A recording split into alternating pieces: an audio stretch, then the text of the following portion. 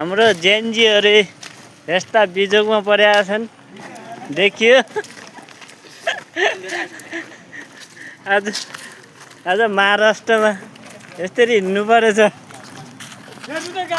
हेर्नुहोस् गाईजी यसरी हिँड्नुपर्छ हामी। वाह खङ्गाले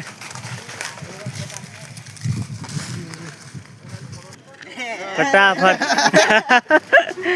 ल गाई जेएनजीहरू आयो गुवाको। ल ल ल गुवाको ठुलो कोइलपाडाहरू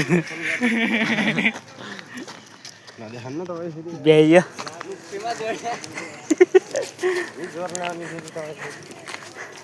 ए बा यताबाट खास फोन गरेर त्यो बोर्डरमा फोन गरेर भनिदिनु के होला त्यो है उसले बनायो अलि लामो।